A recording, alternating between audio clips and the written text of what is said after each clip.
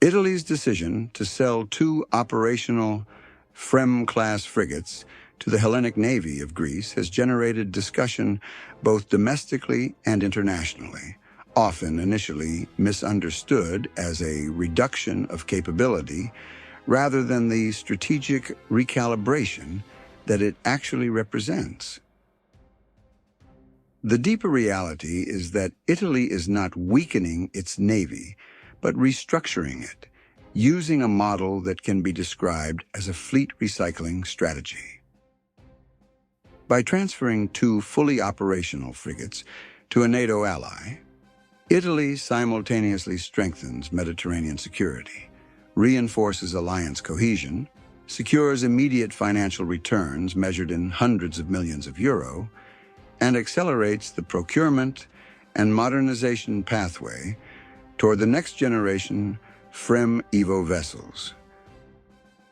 For Italy, this is not a sale of necessity, but a sale of strategic opportunity. The FREMM program itself has been one of the most successful European naval engineering projects of the 21st century, jointly developed with France but heavily imprinted with Italian design philosophy. The Italian variants have demonstrated exceptional anti-submarine performance, superior sensors, robust command and control architecture, and versatility in multi-domain maritime operations.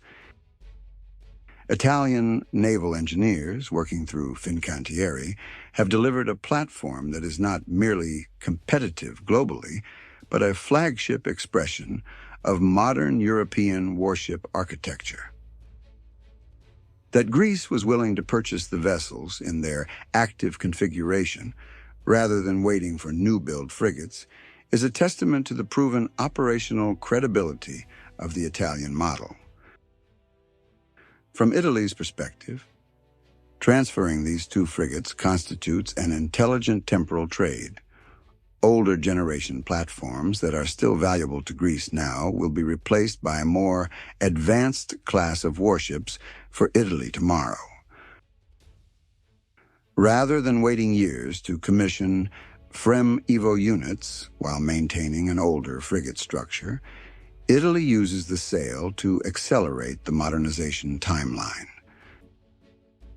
The funds received for the transfer are immediately rechanneled into new construction, offsetting cost burdens and ensuring continuous industrial pipeline activity at Fincantieri's facilities. In this sense, the sale is not a reduction of fleet capability, but a transformation of it. For Greece, the acquisition is both urgent and meaningful. In an environment of heightened strategic tension with Turkey, where naval posture plays a central role in political equilibrium, operational frigates offer immediate tactical impact. The FREMM hull, with an anti-submarine warfare specialization, introduces a significant undersea detection advantage into the Hellenic Navy. Anti-submarine warfare remains one of the most difficult maritime warfare domains, requiring advanced sonar suites, quiet propulsion characteristics, and experienced crew training. Greece receives not only ships, but ready platforms with existing operational knowledge, support relationships, and training pathways shared through NATO cooperation and Italian naval interoperability. On the NATO dimension, the transaction represents intra-alliance force optimization rather than competitive procurement. A warship transferred from one NATO navy to another remains effectively within the alliance's aggregate maritime capability.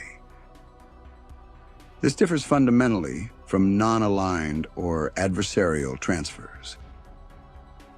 Italy is not exporting capability outward, it is reshaping capability inward. Greek waters, particularly in the Aegean and Eastern Mediterranean, represent regions of constant strategic maritime friction, while Italian waters represent the central Mediterranean anchor. By enabling Greece to reinforce its domain awareness, Italy contributes to a more robust and distributed NATO maritime presence. From an industrial angle, Fincantieri emerges as a strategic beneficiary of this transaction. Already one of the premier shipbuilders of Europe, Fincantieri now secures guaranteed follow-on construction activity, continuous employment for specialized industrial labor, and further international visibility as a rapid supplier of operational warships. Nations that need immediate naval escalation often face a challenge. The construction pipeline of new builds takes 3 to 5 years. Italy's model of transferring active service vessels allows buyers to leapfrog that delay. Italy thereby becomes not only a builder of ships, but a provider of naval readiness. This differentiates Italy from shipbuilding nations that can only offer new construction, not immediate capability delivery. The upcoming FREMM Evo serves as the center of Italy's future maritime modernization. While the original FREMM ships are formidable, the Evo class will field enhanced radar arrays, improved electronic warfare packages, stronger undersea detection suites, and a redesigned combat system optimized for 2030-era naval threat environments.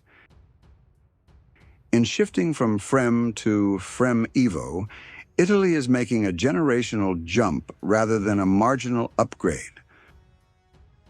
The logic resembles an Air Force selling older F-16s to fund newer F-35s.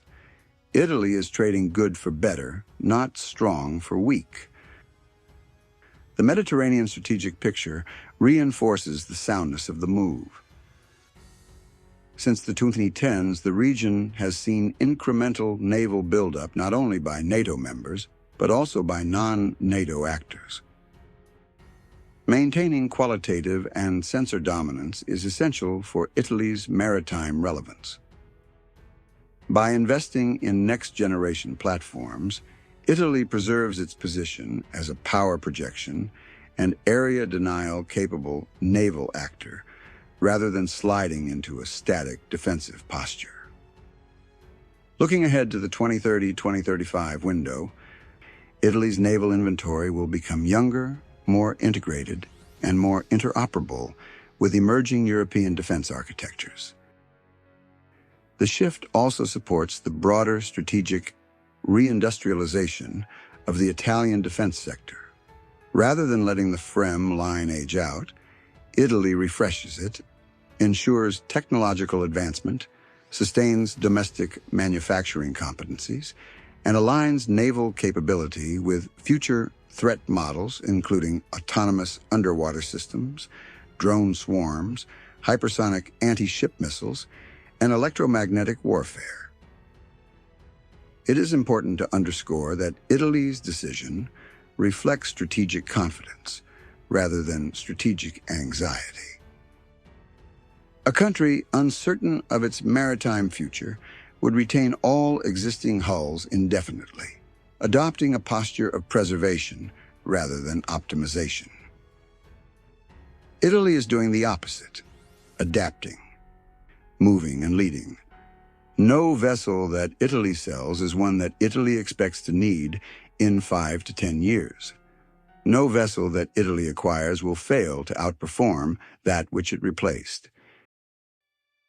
In conclusion, the transfer of 2 FREMM-class frigates to Greece should not be interpreted as Italy relinquishing naval capability, but as Italy expanding its maritime effectiveness through targeted reinvestment.